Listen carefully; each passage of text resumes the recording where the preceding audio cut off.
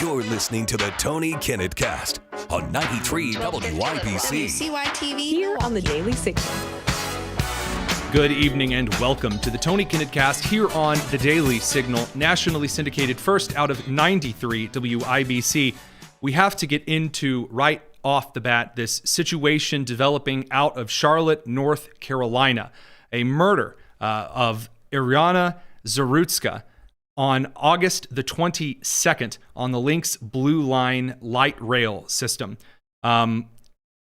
Committed by a thug, committed by a serial criminal, DeCarlos Brown Jr., who had previously been arrested 14 times and then let out on a promissory little written love note.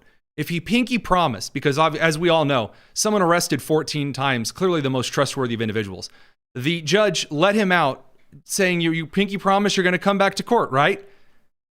And then he found himself on the light rail system. Also didn't pay for fare on that light rail system. Also didn't pay the bus fare to get to the light rail system.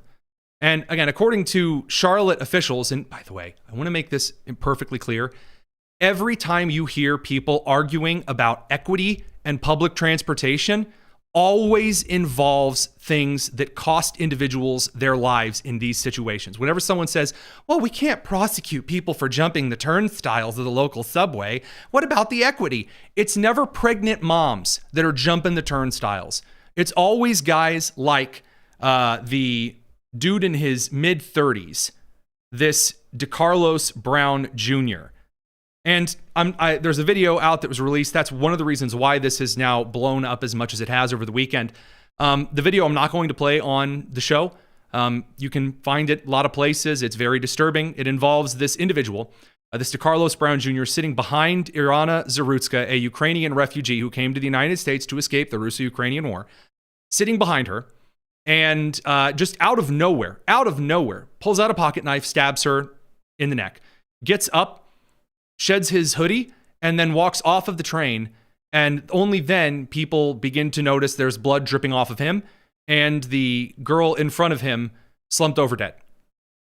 And even as though there needed to be anything else, an addendum, about 35 seconds into the recording, you can hear him saying kind of soft mutterings that he killed that white girl. He killed that white girl. Now, here's why this is a particularly outrageous situation that has lasted through to today, beyond the brutality of unfettered crime in blue cities across the United States. Because we're going to get into the entire mess regarding that. But you get in a very rough spot right off the crack of the bat when news directors and news managers at various major media institutional outlets choose not to cover something because the race of the individual who committed the attack and the race of the individual who was the victim in the attack. And we're going to get to that in a minute, but I want to talk about some of the most egregious stuff in this particular instance because it's going to be very important later. So again, first of all, the magistrate judge who let this murderer out, Magistrate Judge Teresa Stokes, released 14-time criminal DeCarlos Brown Jr. with that promissory note. She's also the director of operations at Second Chance Services, a mental health and addiction clinic in Charlotte, North Carolina. Now, Representative Randy Fine out of Florida has put forward a bill in Congress now that suggests that judges should in fact be partly responsible for repeat releases of criminals.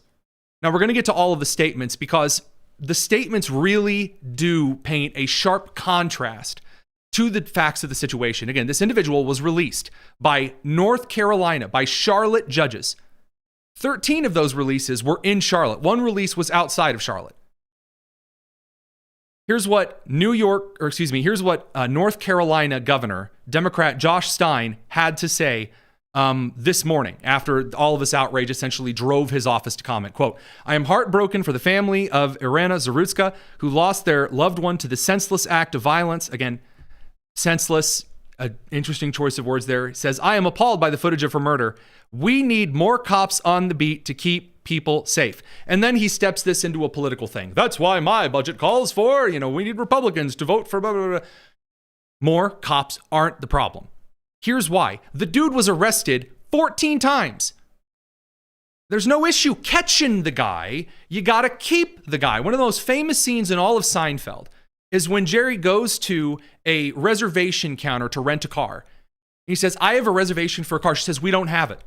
He says, that doesn't make any sense. You have a reservation. You know how to take the reservation. You don't know how to keep the reservation. Blue cities know how to arrest criminals. They just don't know how to keep the criminals. I cannot tell you how many city prosecutors and judges in blue cities and blue and red states across the country, under the guise of protecting local government, have the freedom to release criminal after criminal after criminal after criminal back out onto the street in the name of equity, or, oh, well, he's probably homeless. And after all, that's the real crime here, is that he's homeless. That's what the mayor of Charlotte said, Mayor Vi Lyles. According to the report by WFAE, that's 90.7 in Charlotte, it's an NPR station, I believe, said Lyles said the suspect appeared to have struggled with mental health and suffered a crisis. I'm sorry, I'm going to be quite clear here about the whole mental health argument. People have crises, but if you have individuals with mental health conditions, severe mental health conditions that are running around, you know what? It's on you if they have a severe crisis. It's on you. That's why mental institutions are important. If someone is suffering from severe schizophrenia, gender dysphoria, whatever, and they have a manic episode, then it is now on the innocent people around them, unless there happens to be a hero like Daniel Penny nearby in New York City, to hold down the individual having the manic episode and threatening everyone around them. This is what the mayor said, though, that was particularly egregious. We will never arrest our way out of issues such as homelessness and mental health, Lyles said. Mental health disease is just that. A disease like any other, it's not, that needs to be treated with the same compassion, diligence, and commitment as a cancer or heart disease. Old liberal white women, overeducated, overly arrogant liberal white women who think that they can just get up in front of people and give the old elementary art teacher lecture on love and kindness and compassion and just, if you just love them enough and treat them, then they'll be wonderful and fine. That's not true. Mental illness cannot just be cured like the common cold or polio or even a broken bone, just mended with time, love, and chicken noodle soup. No, it actually requires understanding a long-term series of risks to the rest of the population. Because there's no veneer, there's no magical little gauge on someone's forehead with a mental illness that says, hey, I'm about to have an episode. And people were understandably outraged. Now, here's something that I haven't seen reported. This sent me. This should make every single person in this country outraged beyond a shadow of a doubt. This is a thread that has been pushed out by Joe Bruno. So Joe Bruno is a reporter over at WSOC. I believe that's Channel 9 in Charlotte. He says, while not on the agenda tonight, the Charlotte City Council members will question CATS, which is the transportation light rail system in Charlotte, and professional security services about the fatal stabbing of Iryna Zarutska. CATS will give a safety briefing. That was on September 2nd.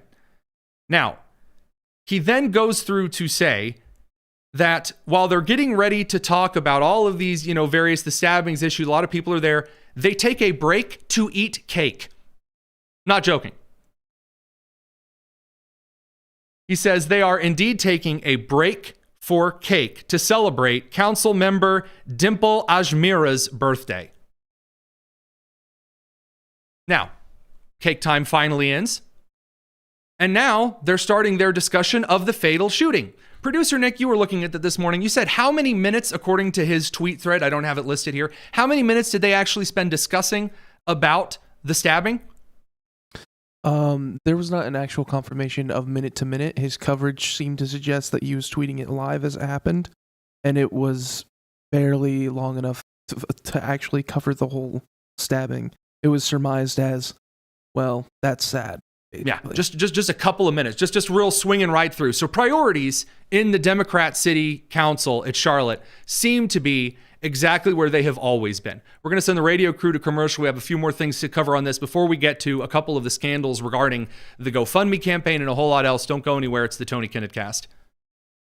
All right, while the radio crew is at commercial break, we have a little bit of time to cover something that is, I would argue, more infuriating. Before we get to the national media coverage, before we get to the really heartless remarks, the terrible statements from Axios, and then, of course, even from some independent journalists on the right and in the center, saying things that are very, very, very dangerous, that has become kind of a cottage industry after incidents of mass tragedy, I want to talk about some of the coverage from local sources. So if I have this clip loaded correctly, and I believe that I do, here's how local media covered the stabbing. Again, the stabbing by a repeat 14 times arrested offender. I think it's a complete tragedy, but it is an example of how we need to get more mental health services to folks who are unhoused. We just need to get more mental health services to people who are unhoused. That's the issue. See, if people just weren't homeless, man, if people just, you could give them, a psychiatrist to listen to them, some guy in a sweater, like in this Disney's, the Santa Claus, you get Neil up there to give him a hug, then everything's totally fine. Well, hey, why not? Here's the thing. The rest of the city council meeting, they actually do start talking about some ways to possibly solve security incidents like this in the future. So there were some staffing issues and whether or not bus operators are supposed to let people ride without fares. And because, again, that's how DeCarlos Brown Jr. actually got to the train station. He took a bus fare, didn't pay for it.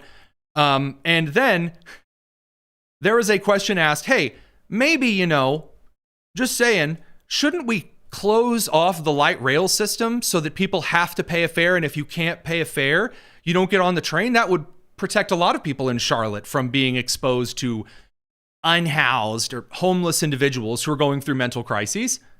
Here is what Council Member Renee Johnson says. That, if you close off the light rail system from the rest of Charlotte, first of all, it would be really hard to kind of close off, put up gates. Second, it would, this isn't according to Renee Johnson. This is according to the other, this is Cagle, said that it would be concerning for equity. So if you cut off homeless people who are going through mental episodes who don't pay the fare from accessing the light rail network, well, then, that's probably an issue of equity. And this brings us to the Democrats' key problem. Why is it the Democrats cannot ever solve any kind of crime in their big cities? It's because they immediately assume that if you enforce the law, then it is going to disadvantage, as according to the city council, it's going to disadvantage black people, which is about the most racist thing I've heard in my entire life. Producer Nick. Cagle himself is the CEO of Cats. Thank you for clarifying. Which makes it even worse. That is even worse. Yeah, Cagle, the CEO of the light rail system. The council members are attempting to offer some solutions, and his answer is, we'll look into that because of equity. I'm glad that you point that out. And it's, again, this is one of the benefits of having producer Nick in studio on set. These long threads no one's even talked about. Now, by the way, the office of Mayor Vi Lyles has now put forward an official super duper statement. She's now put out 3 different statements. That is how bad the backlash is in Charlotte. 3 separate statements from a major city mayor in the United States. Very, very, very unusual. And the way this is being painted by analysts over on various networks over at Axios, and we're gonna get to even others like Brian Stelter here in a moment here. The callousness towards these kind of events is so sickening. It is a perfect picture as to why Americans are so done with the same old answers every single time. And of course, some of the allegations that people need to keep an eye on. We got to bring the radio crew back from commercial. Don't go anywhere. It's the Tony Kinnett Cast here on the Daily Signal.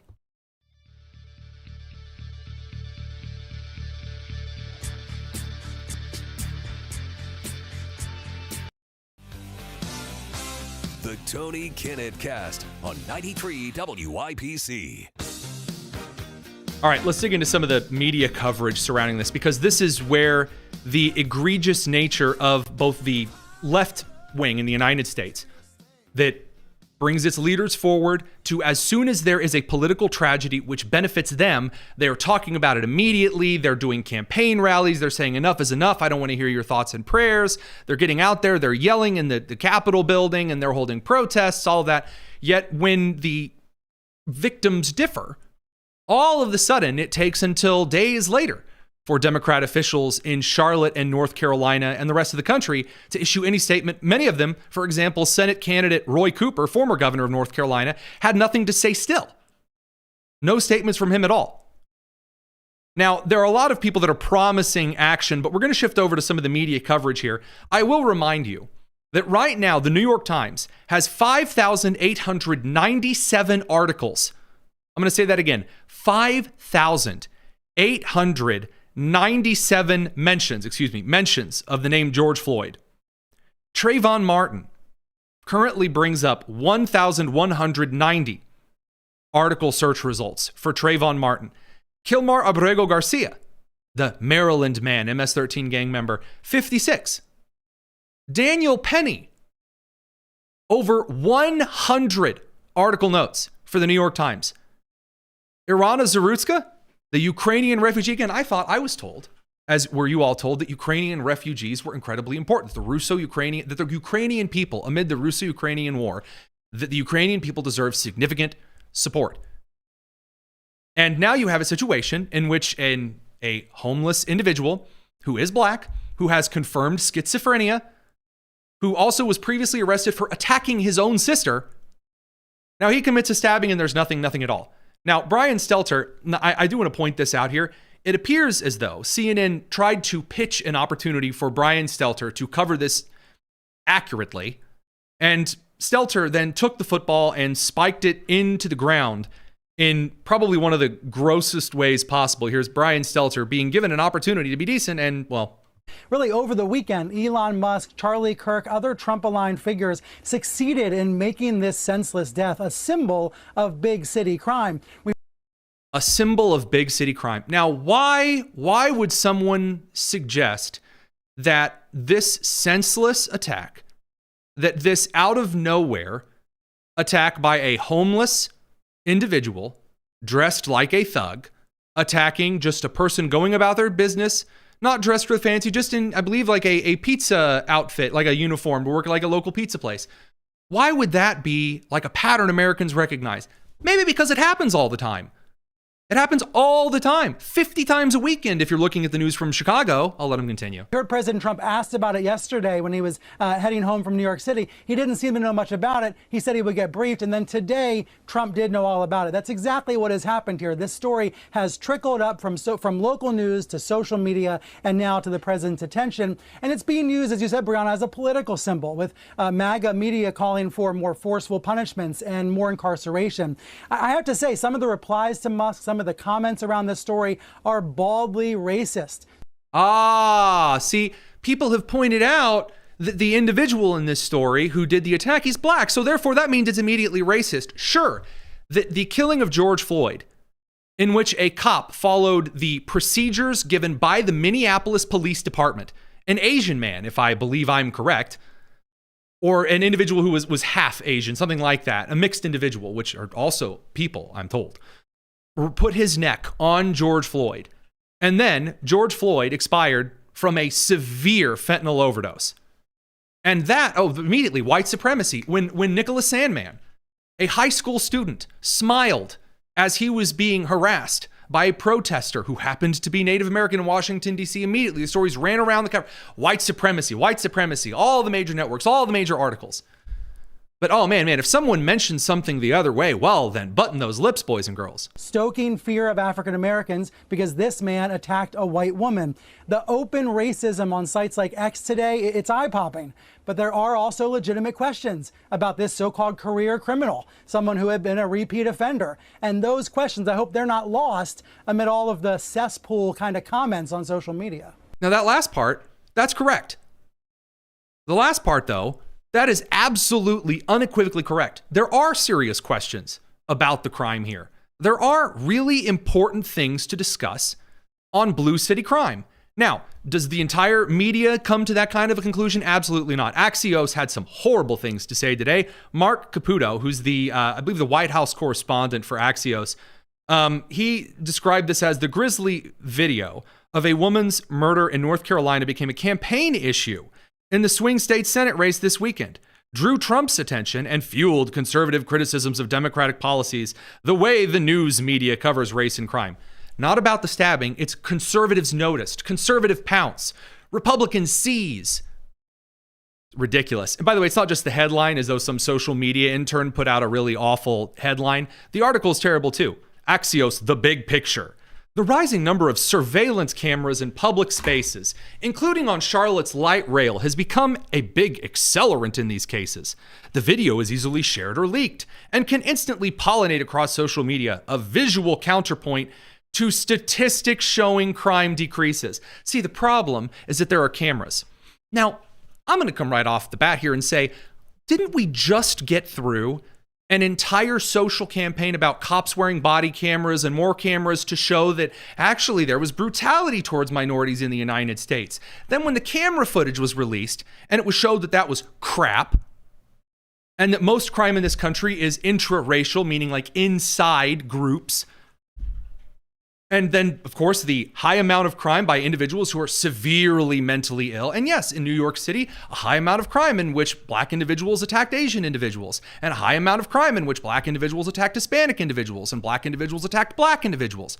And in this case, in Charlotte, black individuals attacking white individuals. All of a sudden, the statistics train screeches to a halt, and it's the cameras who are to blame. Okay, Axios, got it. Thanks. This brings us to one of the points of caution. This is the new information that we've just received today. Producer Nick and I have been looking at pretty closely. So there was a GoFundMe campaign, 2 GoFundMe campaigns, I believe, that we have record of, that were launched in support of DeCarlos Brown Jr., suggesting that the stabber, he needed the GoFundMe dollars, the big campaign dollars here.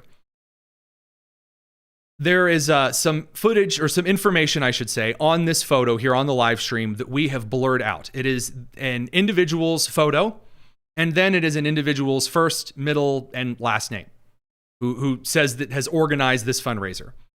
Now, GoFundMe has taken down both of these and has issued a statement saying, according to policy, they don't allow these kind of GoFundMes to be up and on the site. The rest of this story, though, is pretty rough because there are a lot of rumors circulating online, because if you reverse image search that photo, it takes you to a sex offender registry page. And again, we have blurred the photo of the individual and the name of this individual for a very specific reason. Because it's the exact same photo of the individual on his federal sex offender registry page. It's the exact same photo, not the same guy, different photos, exact same photo that is used as the organizer for the GoFundMe campaign in favor of DeCarlos Brown Jr.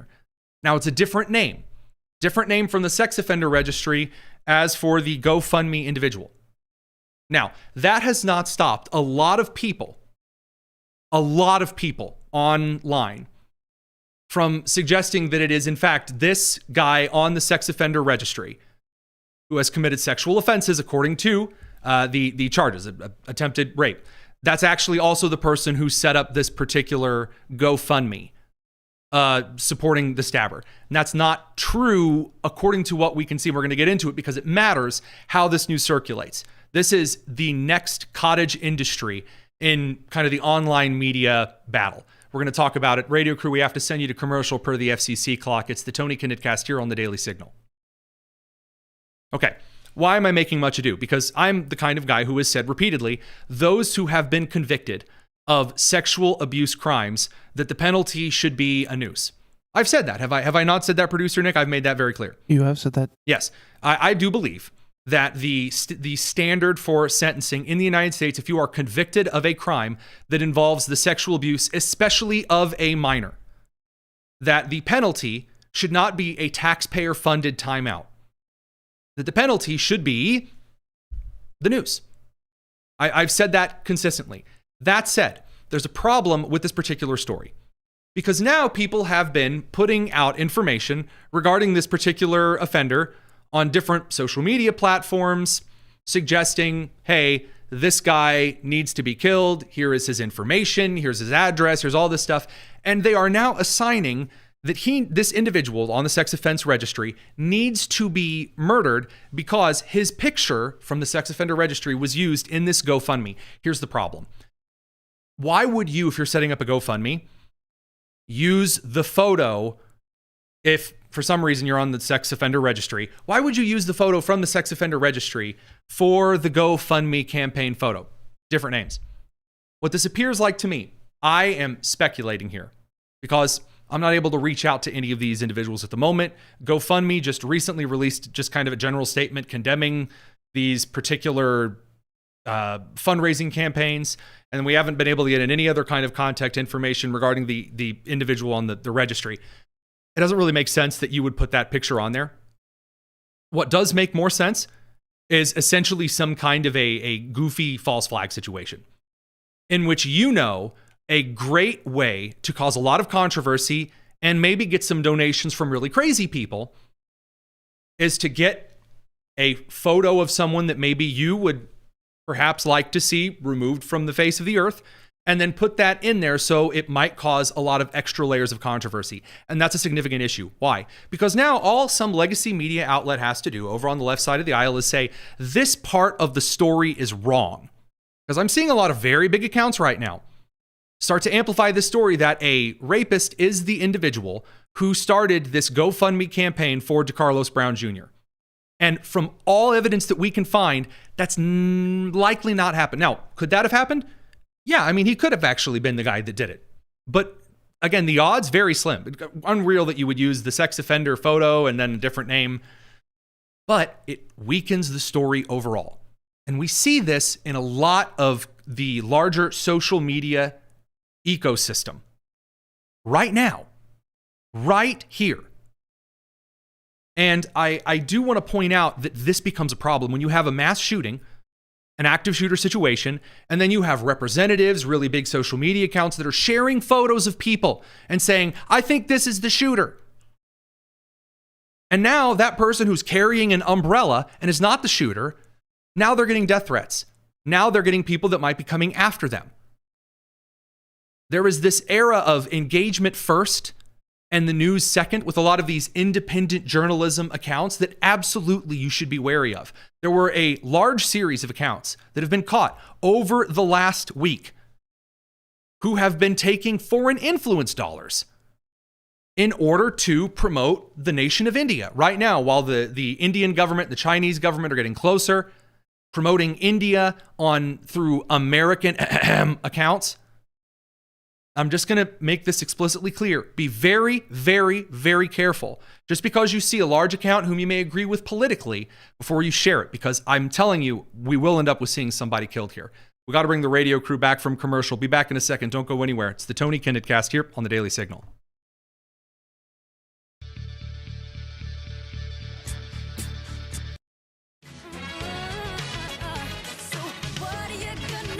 This is the Tony Kinnett Cast on 93 WIBC. Welcome back to the Tony Kinnett Cast. We're going to talk very briefly about the strange obsession with crime. Just this week, more and more Democrats are clinging to their latest obsession, which is protecting crime in inner cities. And by the way, I'm not saying, well, they're just kind of sort of, like infatuated with crime, but realistically, they'll get up and they'll say they like police, but they don't. No, I mean that Zoran Mamdani, the runaway winner at this point in the New York City mayoral race, the open communist and pro-jihadi son of producers and professors in the lap of socialist luxury, repeatedly getting out in front of the public amid all of these sweeping criminal issues and suggesting that, well, I mean, that's probably just because they're disenfranchised. Producer Nick, do you have something? He also was a failed rapper. Put some respect on his name. Okay, sorry. Failed rap artist. Zoran Mamdani. Sorry, I can't leave out an individual's career achievements. All weekend, comment after comment after comment about law enforcement that would send any middle of the country Democrat running for the hills. The jail population of Rikers has increased since Eric Adams has come into office by more than 1,000 additional incarcerated New Yorkers. And what is quite staggering to me is that we know that we can reduce that jail population to less than 4,000. I mean, Vital City had an article about a number of different proposals that could reduce it to 3,700. And some of this also just has to look at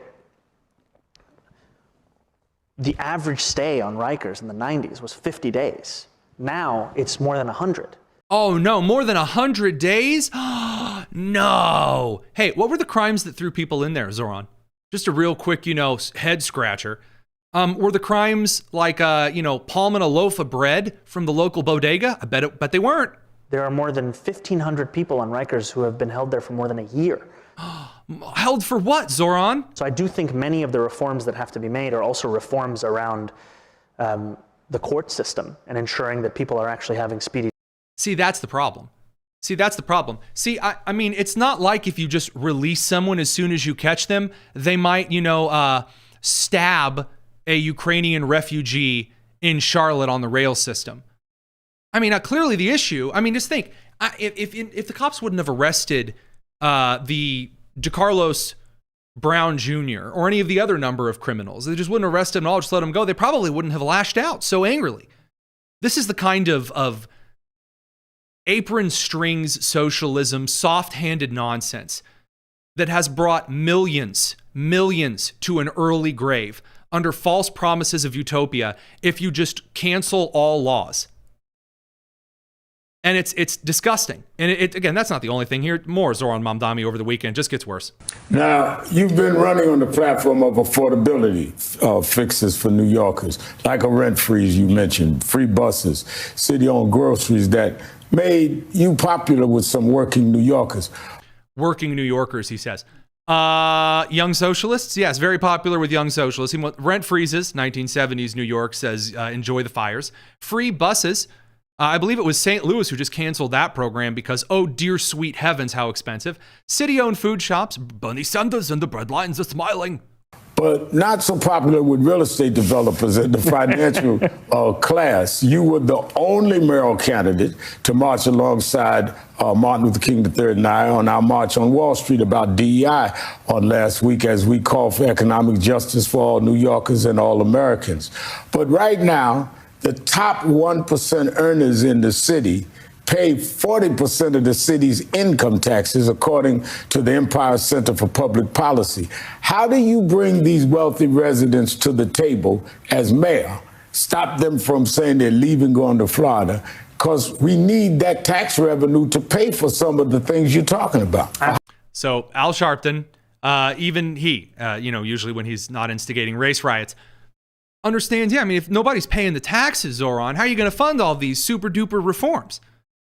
And Zoran's answer, man, he's ready. He's ready to go. How do you pay for it if they're gone? Well, the first thing I have to say is I was proud to be the only candidate for mayor at that march. And I was proud because some of the chants at that march, they were asking, is the dream alive? Oh, man, the chants. Often, producer Nick, when I'm thinking about whether an argument is good or it makes sense, I just think of a chant.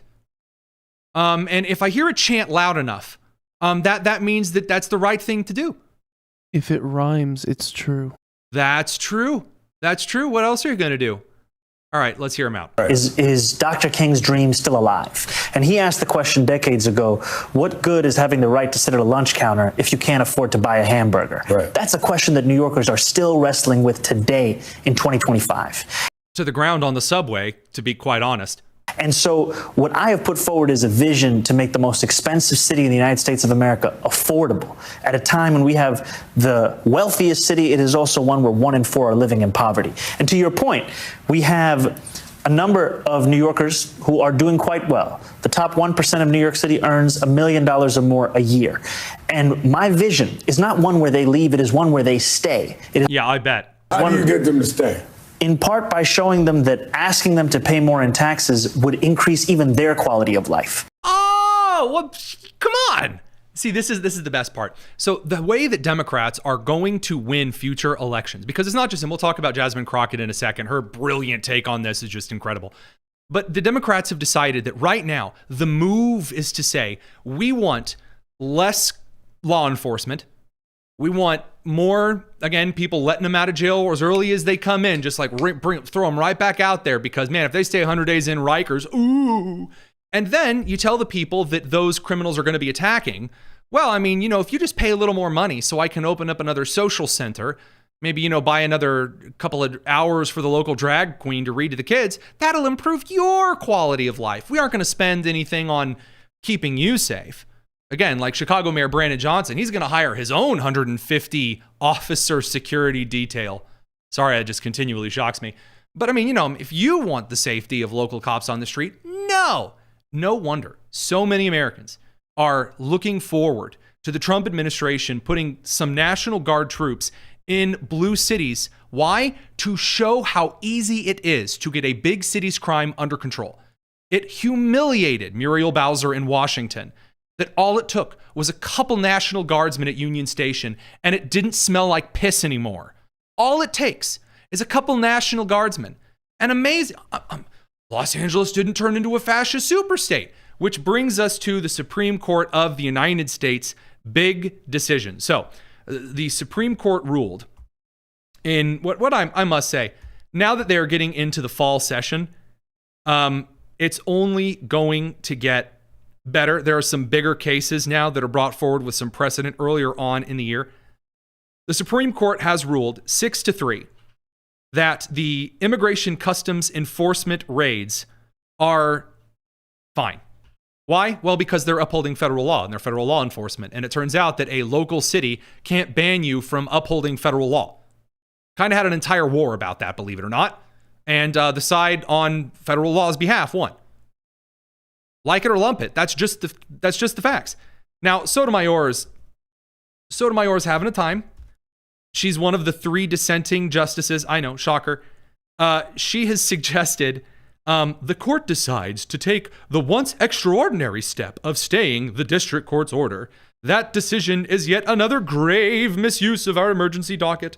We should not have to live in a country where the government can seize anyone who looks Latino, speaks Spanish, and appears to work a low-wage job, rather than stand idly by while our constitutional freedoms are lost. I dissent. The majority of people that were detained at the immigration raid at the Hyundai factory in Georgia were South Korean. Now, I don't know if you guys know anything about South Koreans. They don't exactly look Hispanic. Most South Koreans that I know and have seen don't speak Spanish.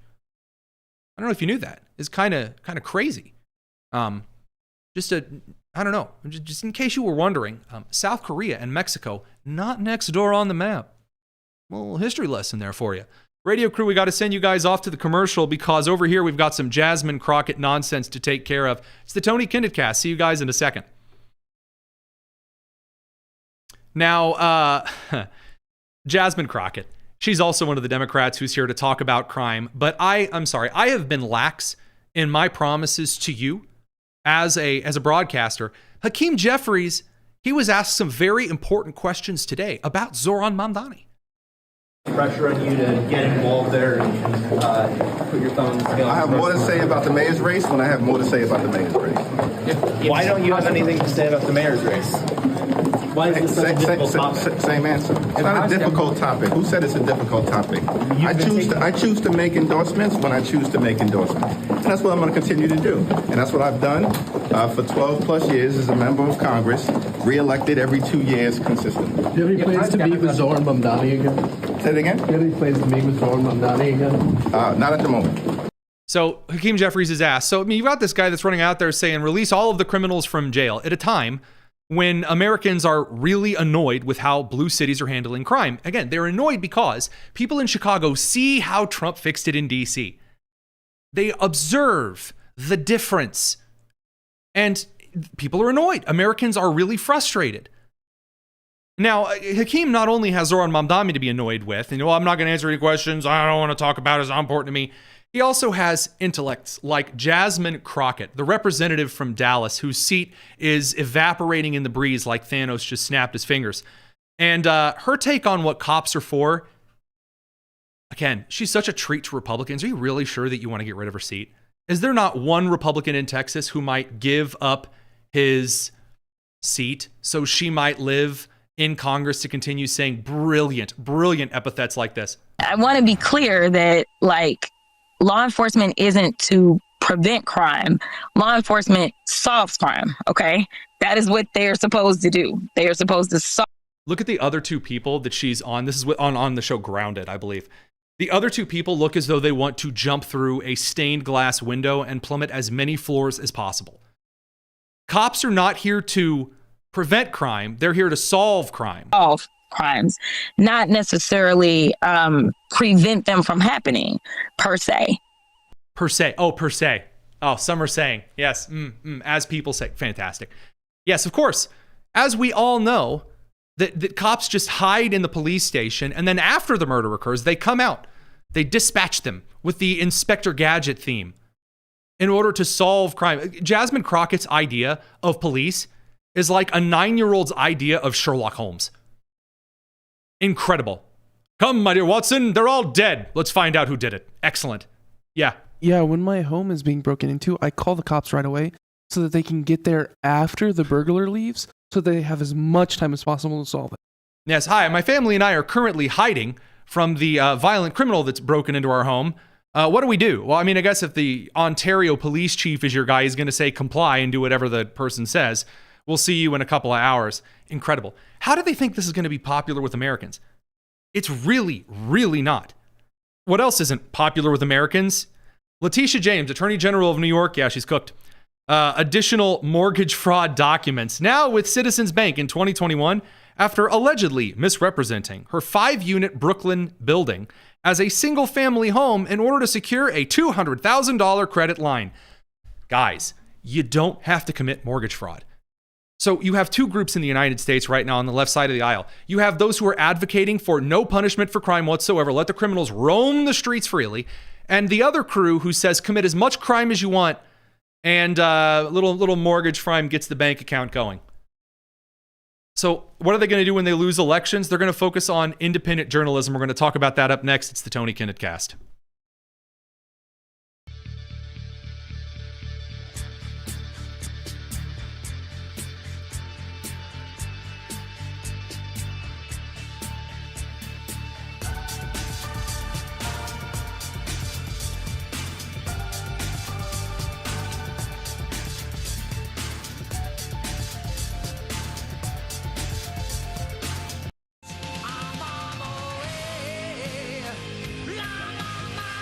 It's the Tony Kinnett Cast on 93 WIBC.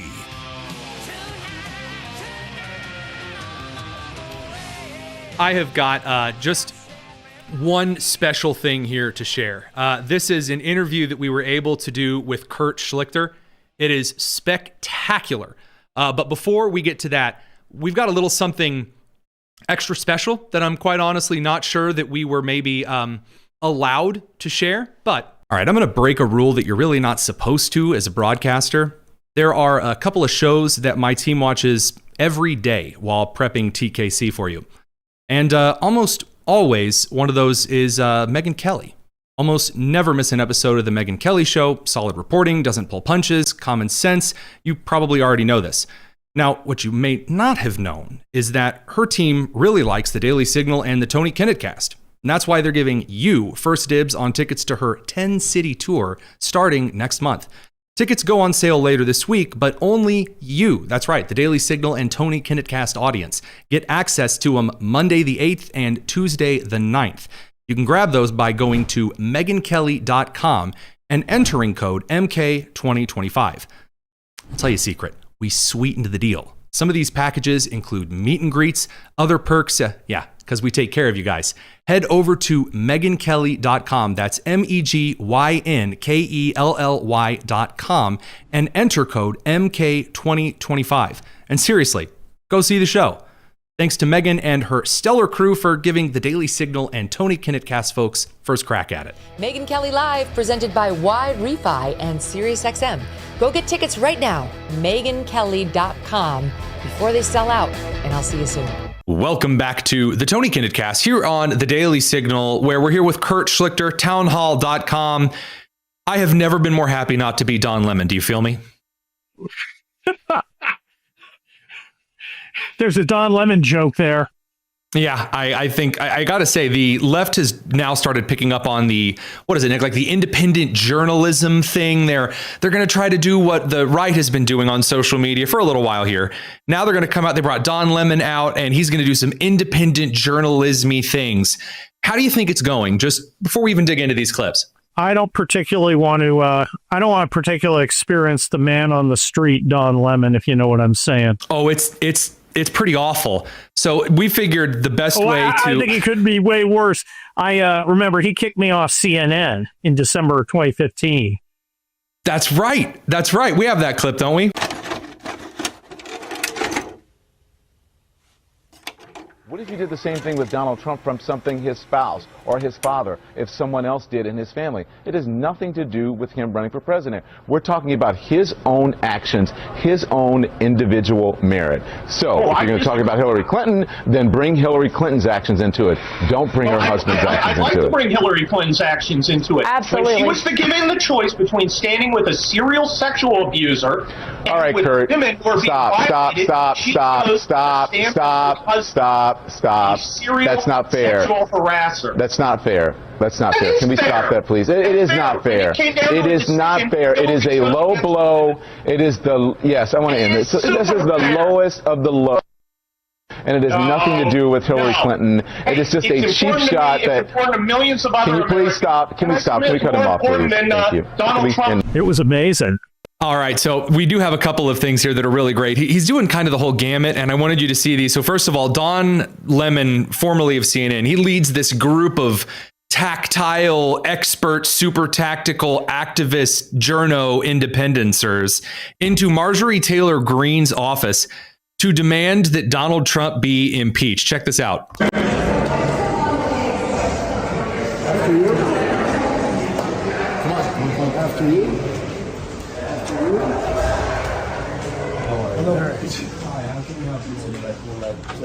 We're here with the folks to see the Congresswoman. Nice headgear. Yeah, I thought so. Is she in? You guys can contact our office at a different time if you guys would like a meeting with the Congresswoman. Can we leave work? Yeah, we would like to make sure that she knows that we need to get Donald Trump impeached and out of office. They spend 3 minutes essentially going, can't we see her, please? And they're like, no. And they're like, well, you make sure she knows. You write down on your Rolodex, she needs to impeach Donald Trump. I love the cow. Yeah, I gotta say, that's amazing. Oliver Twist looks good on him. So many jokes, and they're all inappropriate. That's true. That's true. So to avoid a little bit of an FCC fine here, the next one's fantastic because he's going out for man on the street. The same kind of thing you said you didn't want to be dragged through. Oh. Because you're not the only guy that has the bile that seeps up into his throat whenever Don Lemon appears on screen. Even the Brits are getting in on this. Check it out. How you doing, sir? Good. Can we talk to you? Where are you from?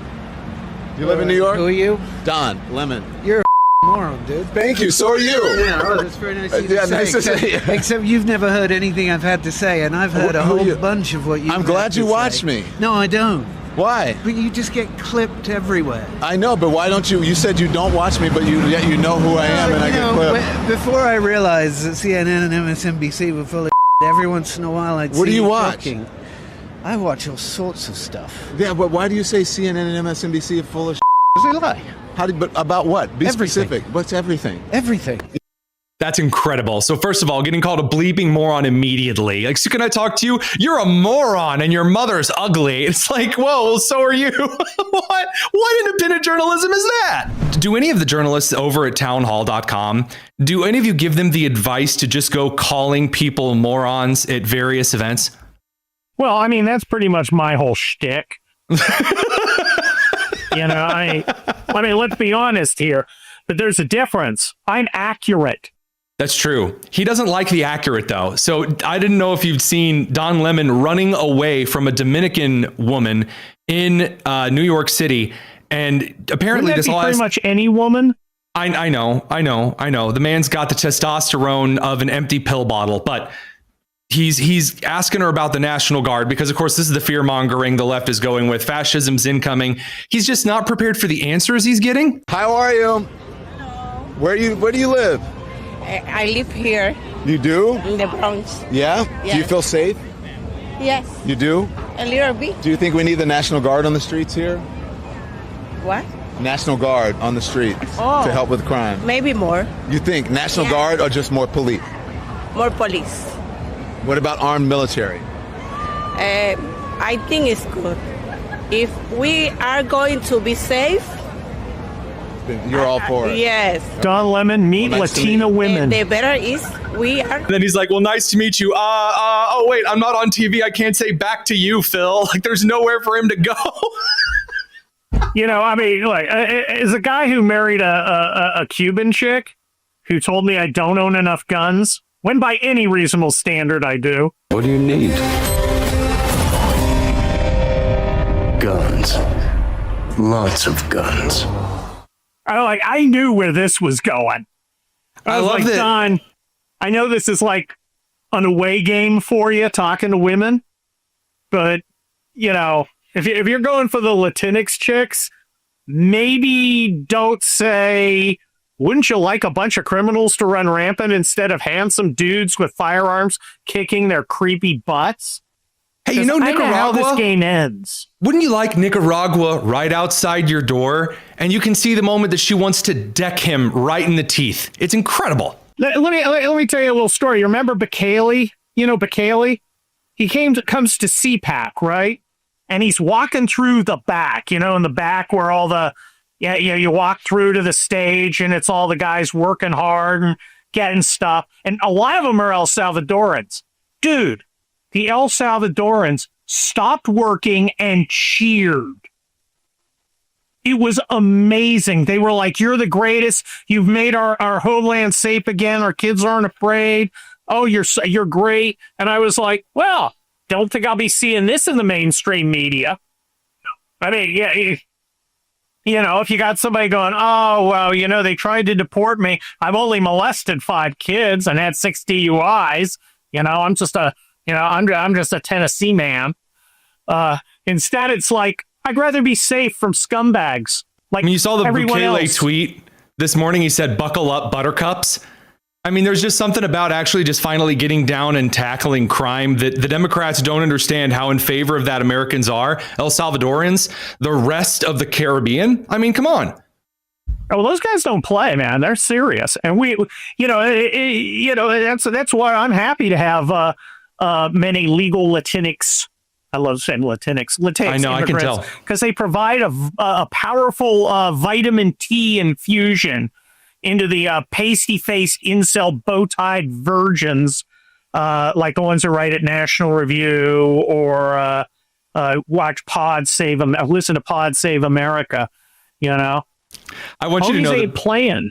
I want you to know producer Nick is losing a lung listening to your explanations of this. And it's really, again, you get to the end of the election cycle. We've talked about this before. You and I, right after the election, we talked about this like the day after.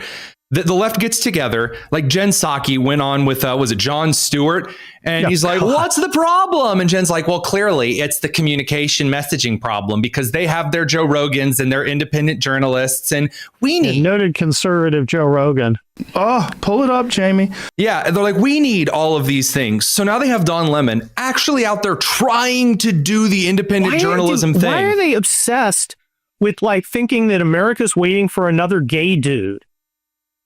Yeah, they think it's the packaging. I mean, they're like, well, I mean, it's not what he believes. Like, you know, I'm not, not my scene, not going to mess with you, not going to hassle you, but that's not what, draws my bow, if you know what I'm saying.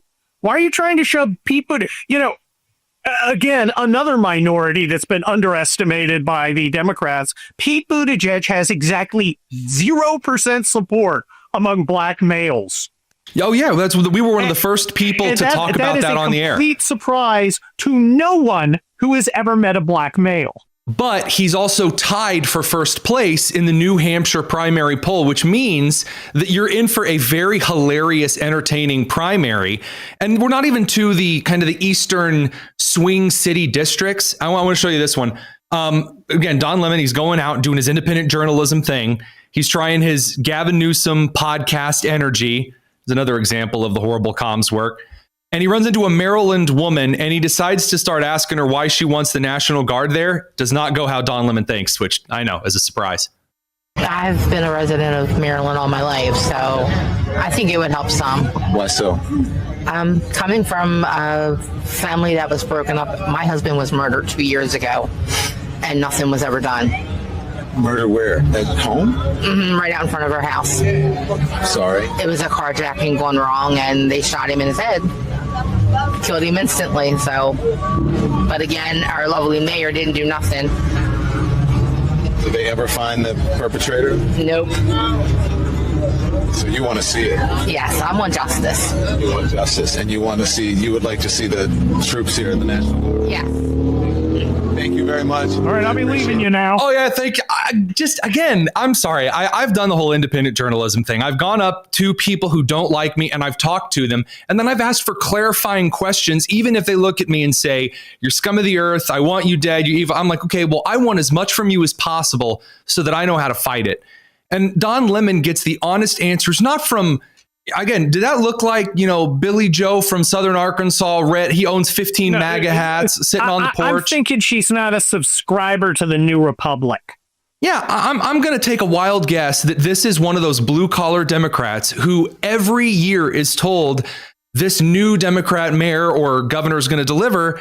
And Don Lemon's out there trying to gin up this resistance to Trump. And they're like, man, I really wish that people weren't getting carjacked like my husband who was killed. And Don Lemon's answer to it is, all right, thank you for your time. Quick, get me out of here. Well, we're seeing that with this Iryna girl, same name as my wife, same birthday as my wife. Also, my wife, also an immigrant, butchered by this scumbag who the Democrats let out 14 times. And their solution to this is, well, let's not show the footage. Let's not talk about it. Well, I'm talking about it. I don't think that, it's not okay to have public spaces dominated by semi-human feral criminals. Imagine the concept of telling people like the mayor did in Charlotte, when this footage came out, people are outraged, to say, hey, look, we can't keep arresting our way out of homicides or violent crime. The Charlotte, whatever county that is, that county council that took a break, I am not joking, they posted about it on social media, to eat cake. To eat cake.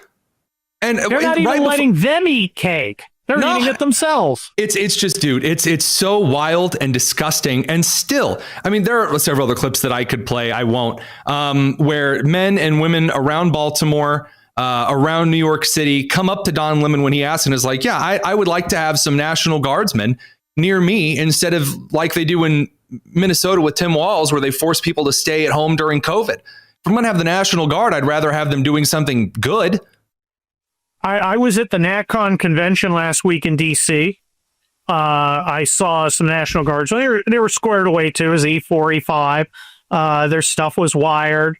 They weren't fat. They weren't wearing their Air Force gloves.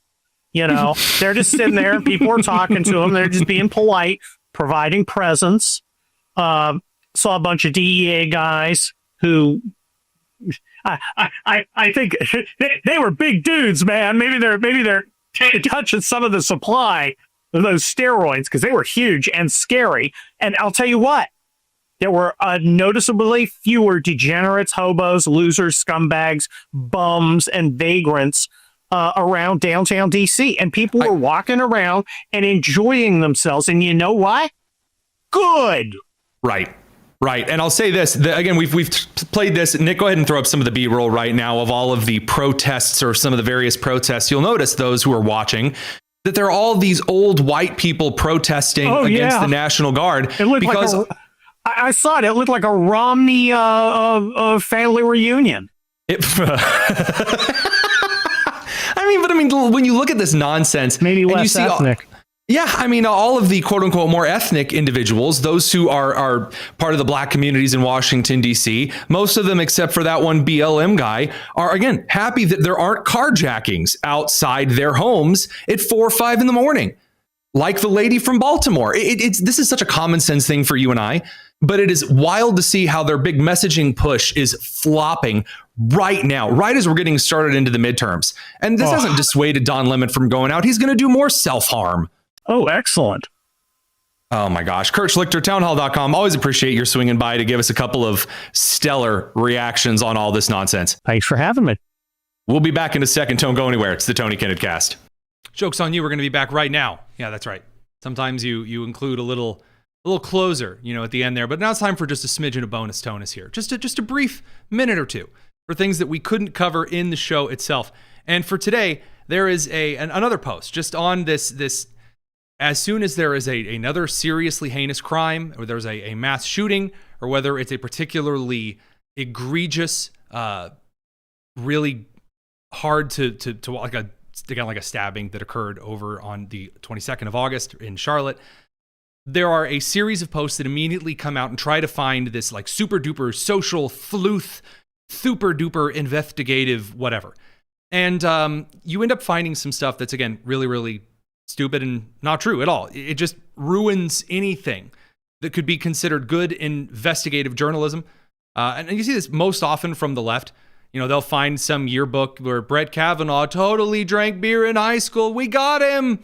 Or, you'll see some crazed fool suggest, well, if you analyze this particular signature here, this means that Donald Trump secretly an agent of Israel. All kinds of ridiculous nonsense. One of the situations one of the posts regarding Iryna Zarutska includes this poster that supposedly came from her bedroom. So this $1.1 million CEO of Sunfluencer, whatever the heck that is, made this post that includes, again, a picture of Iryna Zarutska in a bedroom, and said, hey, the murdered Ukrainian girl had a, quote, Black Lives Matter, quote, poster hanging on her bedroom door. And a lot of comments immediately started going, whoa, well, it just shows to go. You may support this, but then you're on the receiving end. First of all, I know this might be a rather hot take to throw out there. I don't care what it is that you have on your walls as far as a political poster. I don't think you should be stabbed by schizophrenic homeless people in the downtown core. I know, very bold and brave take to take here on the Tony Kinnett Cast. Here's the problem, though. People who took more than 5 minutes before they looked and immediately posted something, that's like over 50,000 likes, 2.9 million views over on X, several other posts on Zarutska's Instagram, like her actual Instagram and Facebook account, show that her bedroom is completely different. The photo of her with a Black Lives Matter poster on the bedroom, that's not her bedroom. But no one double checks anything like that before they run to social media. Oh, did you see that? Look at this great. I understand. I've been there too. You get news, you have to share it right now because it either confirms some biases or it goes against some biases, or, oh, look where we are, or, oh, look where we aren't. Just because an account has a large number of followers does not mean that whatever it posts is immediately true. I run a large social media account called the Ministry of Truth. That's what that seal is behind me over here. And a little project that I worked on at the beginning of this year was faking articles from various publications, in which I would go into Google Chrome, I would use the inspect tool to completely rewrite entire sections of articles. I would then do some very rudimentary screenshots and Photoshop, didn't even use AI, and I would post it suggesting from the Ministry of Truth account, which is, well, satirical irony in and of itself, that was the story. And there was article after article after article, which would come out from people saying, oh my gosh, I can't believe this is true. Like sitting representatives in Congress. You need to be wary of things that you see online. Just like when you read something from MSNBC and you say, wow, that's full of crap. That Axios article, it's full of crap. There's nothing about that is true whatsoever. In the same way, someone engagement farming online might share something that is complete hot trash. Why do I share that? Why does that matter? You know, what am I lecturing you over your social media use? No, absolutely not. I'm not lecturing you over your social media news at all. I'm simply pointing out that right now there is a group that has formed a cottage industry around going after your click, your retweet, your sending it to whomever with the goal of making money off of the click, of increasing the engagement so that they can call up sponsors. How do you know that they're going to call up a sponsor? Because I'm getting the sponsor offers in my DMs. One of the dudes who was caught taking money from India has been in my messages over at the Ministry of Truth trying to pay me like $100 per retweets on various things. This kind of influence campaigns, they happen. Some influence campaigns I think are worth it. Some influence campaigns are not. But there is a large part of social media that is just fake as all get out. It is so easy to set up some kinds of botting networks, especially if you pay for it. Be wary. Be wary. There are things that are absolutely worth covering in this story about the disgusting, brutal murder of Iryna Zarutska. And there are those that are capitalizing off of your interest in this story and its lack of media coverage to suggest that it must follow certain social media or political trends. And if you share those things, when you share those things, it takes away from the serious issue of her murder by the 14 times arrested and released DeCarlos Brown Jr.